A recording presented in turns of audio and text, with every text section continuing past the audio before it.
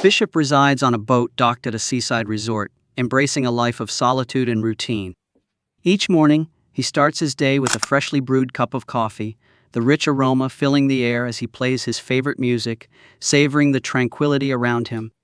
Once finished, he methodically secures his boat, activating a hidden security bomb as a safeguard against intruders. With everything in place, he hops onto his motorcycle and speeds off to a familiar restaurant, where the staff greets him like an old friend. The server escorts Bishop to a secluded table overlooking the vast ocean, the waves shimmering under the morning sun. As he settles in, a young woman with striking Asian features approaches him with quiet confidence. She tells him she has been searching for him for quite some time. Without hesitation, she delivers her message. Her employer has a job for him. 3 targets, all of whom must die under the guise of natural causes. With a knowing look, she assures him that such a task is well within his expertise. The girl issues a stark warning if Bishop refuses. She will expose his secret to those still hunting him, revealing that he faked his death and has been running from his past. As she speaks, Bishop quickly notices several men nearby, their watchful, menacing gazes making it clear they're there to apply pressure. Remaining composed, he calmly asks her to make a phone call. The moment she retrieves her phone, he swiftly snaps a picture of her. Caught off guard, she reacts by drawing a gun, but Bishop's reflexes are faster. In an instant, he disarms and subdues her, knocking her unconscious before the situation spirals further out of control. The girl's accomplices lunged at Bishop, but with his expert combat skills, he swiftly and efficiently took them down. As he regained his bearings, he glanced at the restaurant's security cameras and spotted another group of armed thugs closing in. Wasting no time, Bishop vaulted over the restaurant's wall and leaped onto a nearby cable car, using it as his escape route.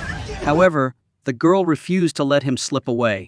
Determined, she and a few of her men pursued him, boarding the same cable car cabin and turning their weapons on the unsuspecting passengers, using them as leverage against Bishop. They frantically searched for Bishop, unaware that he was perched above them. Just as the girl caught sight of him and fired her weapon, Bishop leaped off the cable car, landing on a plastic sightseeing boat below and slipping out of their reach. That night, he cautiously returned to the dock where his boat was moored. From a safe vantage point, he spotted 2 strangers carelessly rummaging through his belongings. Without hesitation, he pulled out his phone and activated the detonator. In an instant, the boat erupted into a massive explosion, reducing everything to flames and erasing all traces of his presence.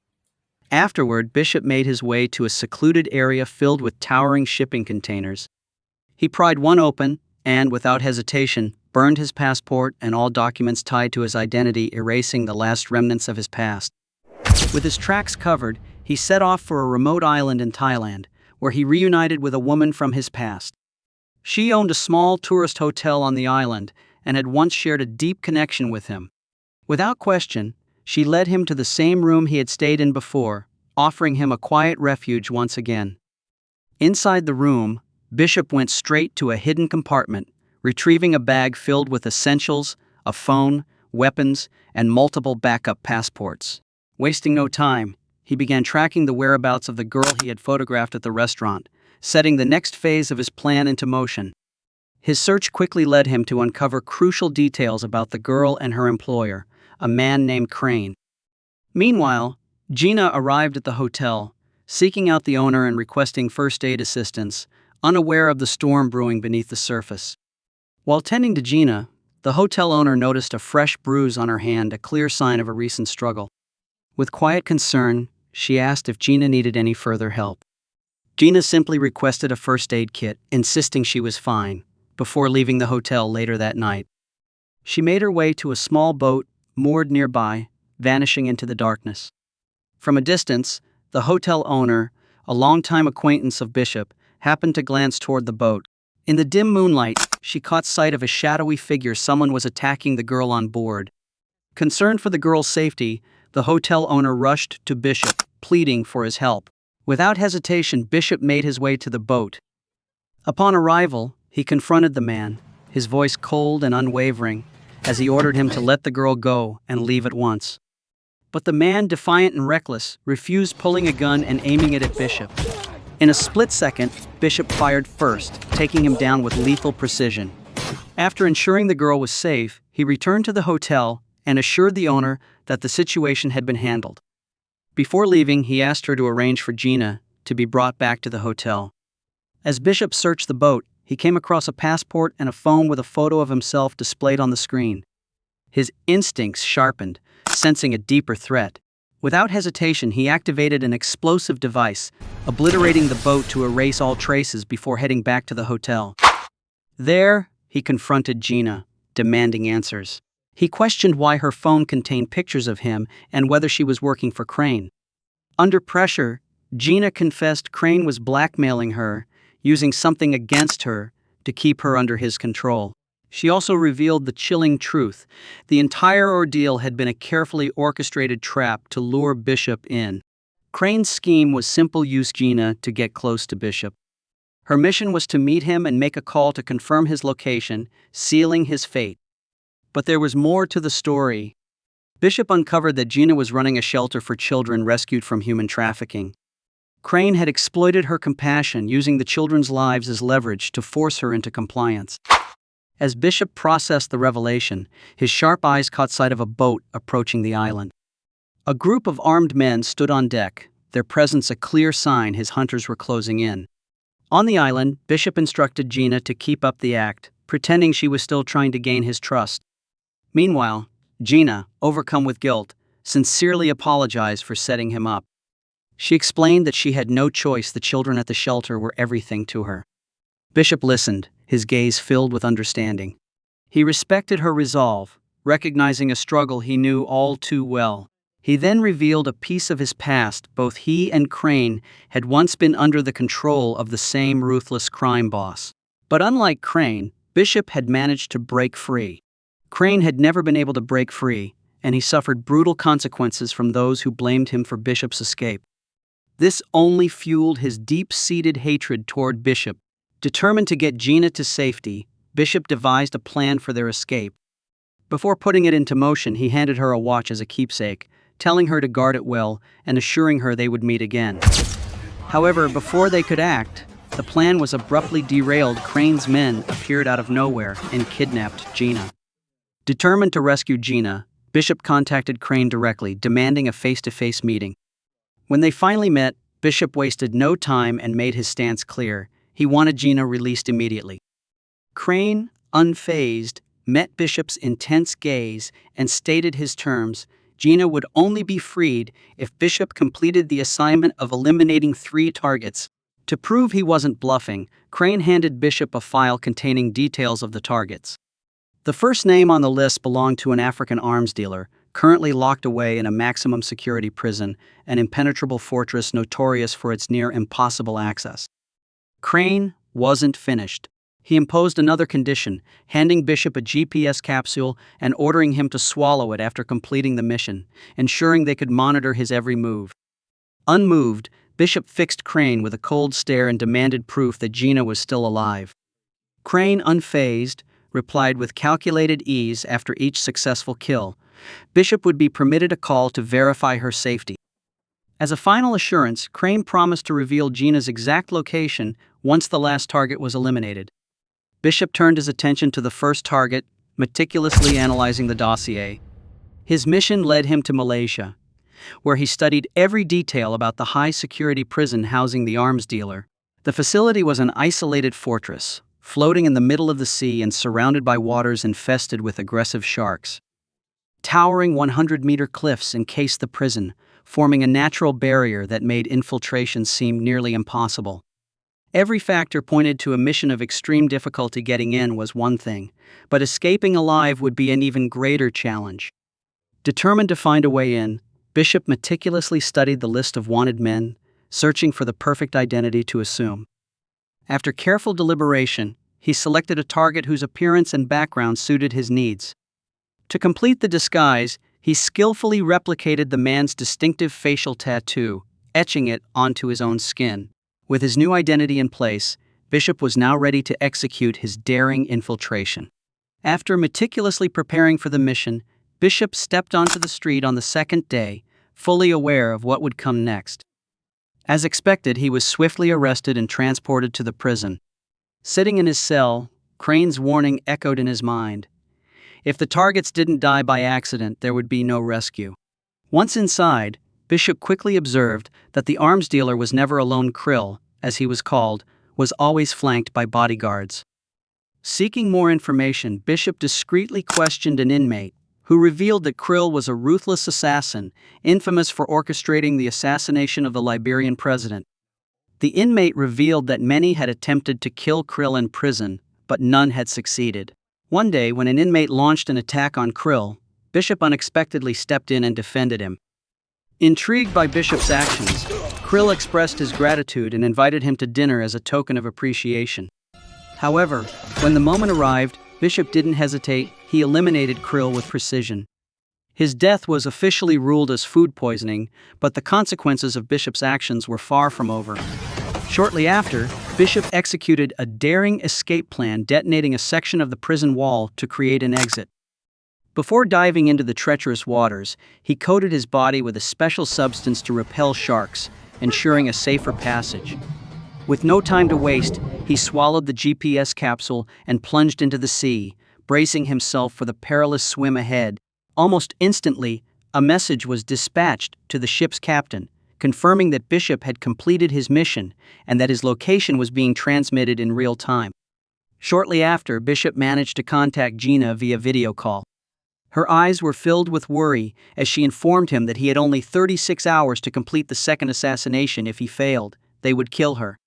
Bishop remained calm, reassuring her that no one would harm her and that she had nothing to fear. Moments later, Crane sent over the details of his next target, Adrian, a billionaire in the mining industry who secretly ran a human trafficking empire. His fortress was a towering skyscraper in Australia, where he resided on the 58th floor. Bishop learned that Adrian's apartment was a near-impenetrable fortress reinforced with solid concrete walls and equipped with bulletproof security systems. Every entry point was tightly monitored by sensors and fingerprint recognition devices, making infiltration seem impossible. Undeterred, Bishop devised a plan. He posed as a potential tenant interested in the unit directly below Adrian's. Seizing the opportunity, he discreetly duplicated a key to Adrian's apartment and meticulously photographed the floor plans, analyzing every detail for a way in. Disguised as a maintenance worker, Bishop concealed a sophisticated glass bomb within his uniform. Using the copied key, he slipped into Adrian's apartment undetected, planted the device, and exited silently.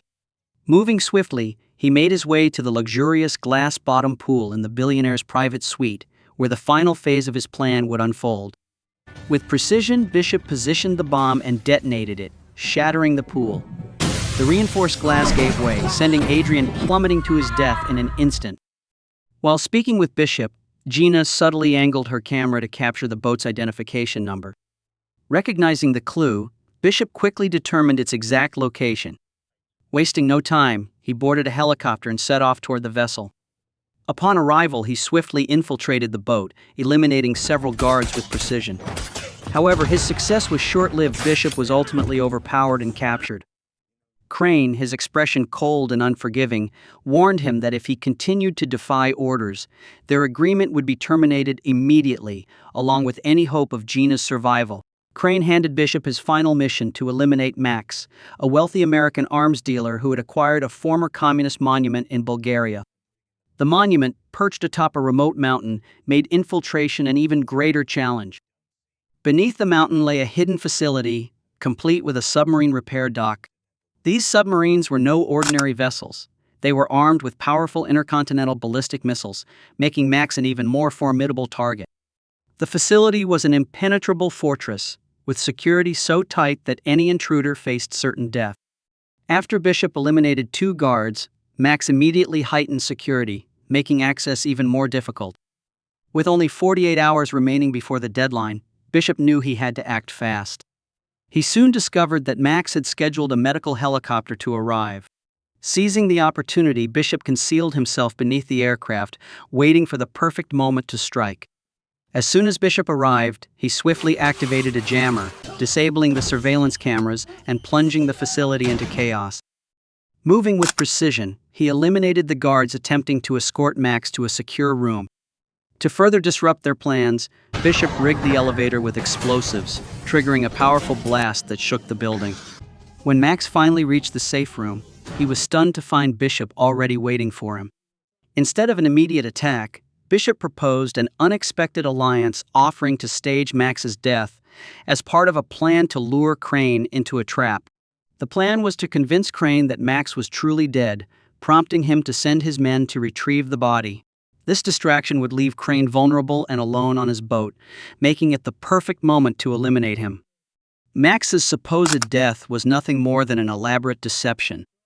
As part of the act, a massive explosion erupted at Max's headquarters, sending him plummeting into a water basin. Beneath the surface, Bishop was already waiting. He swiftly handed Max an oxygen tank and guided him to safety, ensuring their escape before the dust settled. Bishop and Max retreated to a secluded island, where Bishop wasted no time contacting Crane, demanding Gina's release. However, Crane remained adamant, refusing to comply unless he saw Max's body himself. Without hesitation, Bishop told him that Max's corpse was secured inside his submarine, docked at the facility. As expected, Crane took the bait, immediately dispatching his men to the submarine dock to confirm the death, setting the final stage of Bishop's plan into motion. Bishop had meticulously set the stage at Crane's reception area, rigging it with explosives in strategic locations. As soon as Crane's men arrived, Bishop launched a swift and lethal assault, eliminating them with precision. Watching through the security cameras, Crane could do nothing to stop the chaos unfolding before him. Seizing the moment, Bishop infiltrated Crane's boat, taking down every guard in his path. However, amidst the crossfire, Gina was shot. Crane hastily activated the boat's self-destruct system, but Bishop fought through the chaos to reach Gina. He placed her in a lifeboat and ensured she escaped just moments before the explosion. Meanwhile, Bishop and Crane engaged in a brutal hand-to-hand battle, each fighting relentlessly for survival. In the end, Bishop overpowered Crane, restraining him with a heavy chain. As the boat erupted into a fiery explosion, their battle came to a definitive end. Gina was safely rescued from the blast, while Max and his men observed from a distance as the ship sank beneath the waves, its wreckage slowly being swallowed by the sea. In the final scene, Gina is seen surrounded by the children, her expression filled with relief and joy. Suddenly, she is stunned as Bishop appears before her, alive and well. Meanwhile, Max reviews the security footage and pieces together the truth. Bishop had cleverly taken refuge in a reinforced steel chamber, built for emergencies on the boat, allowing him to survive the explosion. With this revelation, the film concludes. Thank you for watching.